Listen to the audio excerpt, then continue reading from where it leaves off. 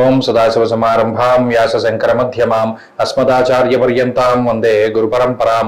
జ్యోతిష్ శాస్త్రాన్ని భావితరాల వారికి ప్రసాదించిన ఋషుల యొక్క పాదపద్మాలకి నమస్కారం చేసుకుంటూ, అలాగే నాకు జ్యోతిష విద్యను నేర్పిన గురువర్యులు జ్యోతిష బ్రహ్మ కీర్తిశేషులు శ్రీ ఏరంకి సూర్యనారాయణమూర్తి గారు, సూర్య శ్రీదేవజ్ఞ గారి యొక్క పాదపద్మాలకి నమస్కారం చేసుకుంటూ, ఓం శ్రీ మహాగణాధిపతి నమః, శ్రీ గురుభ్యో నమః, హరి ఓం. వీక్షకులందరికీ నమస్కారం. మే నెల 19వ తారీఖు లగాయతు మే 25వ తారీఖు వరకు ఉండేటువంటి గ్రహగతుల ఆధారంగా ద్వాదశ రాశుల వారికి ఈ వారం ఏ విధమైనటువంటి శుభాశుభ ఫలితాలు కలగబోతున్నాయో ఈ కార్యక్రమం ద్వారా తెలుసుకుందాం. అందులో భాగంగా ఈ వారం ఉండేటువంటి గ్రహగతులను గమనిద్దాం. ఈ వారంలో మేష రాశి యందు బుధ గ్రహం సంచారం చేస్తూ ఉండగా, వృషభ రాశి యందు రవి, శుక్ర, గురు గ్రహాల యొక్క సంచారం జరుగుతూ ఉన్నది.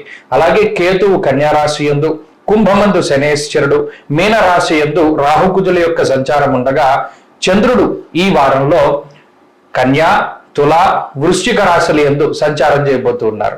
ఇటువంటి పరిస్థితుల్లో ద్వాదశ రాశుల వారికి ఏ విధమైనటువంటి శుభాశుభ ఫలితాలు కలగబోతున్నా తెలుసుకుందాం. అందులో భాగంగా మకర రాశి వారికి ఈ వారం సానుకూలమైనటువంటి గ్రహస్థితి గోచరిస్తూ ఉన్నది. ప్రత్యేకించి ఈ రాశి వారికి పంచమ స్థానమందు శుక్రుడు, పంచమంలో ఉన్నటువంటి గురువు, చతుర్థ స్థానమందు బుధుడు, అలాగే తృతీయ స్థానమందు కుజుడు, దశమ స్థానమందు ఉన్నటువంటి చంద్రుడు, ఎక్కువ సంఖ్యలో గ్రహాలు యోగిస్తూ ఉన్నటువంటి రాశి మకర రాశి. తత్ఫలితంగా ఆర్థిక పరమైనటువంటి అంశాల్లో చక్కటి ఎదుగుదల గోచరిస్తూ ఉన్నది.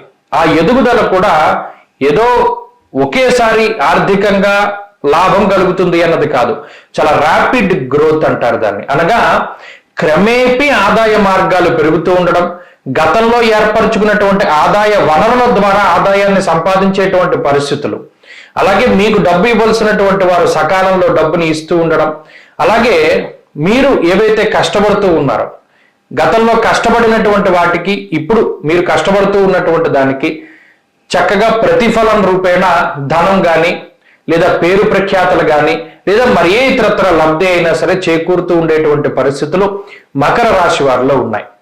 తత్ఫలితంగా ఆర్థికంగా ఈ రాశి వారికి పరిస్థితులు చాలా బాగున్నాయి. రుణబాధలు తగ్గుముఖం పడతాయి. అయితే శత్రువుల యొక్క సంఖ్య పెరుగుతూ ఉంటుంది. ఆ విషయం పట్ల జాగ్రత్త వహించాలి. ఇక ఆరోగ్యపరమైనటువంటి విషయాలను పరిశీలన చేస్తే ఆరోగ్యం చాలా మెరుగ్గా ఉంటుంది. స్వయంకృతాపరాధాల వల్ల ఏలినాటి శని విషయంలో మీకేదైనా సొంత అలవాట్లు, వ్యసనాల వల్ల ఏదైనా ఆరోగ్యం పాడైపోవాలి తప్పితే ఇప్పుడున్నటువంటి గ్రహస్థితి వల్ల ఏ విధమైనటువంటి అనారోగ్య సమస్యలు కూడా గోచరించట్లేదు. కాబట్టి ఆరోగ్య పరిస్థితులు చాలా సానుకూలంగానే గోచరిస్తూ ఉన్నాయి. ఇక కుటుంబపరమైనటువంటి పరిస్థితులు కూడా చాలా గొప్పగా ఉన్నాయి.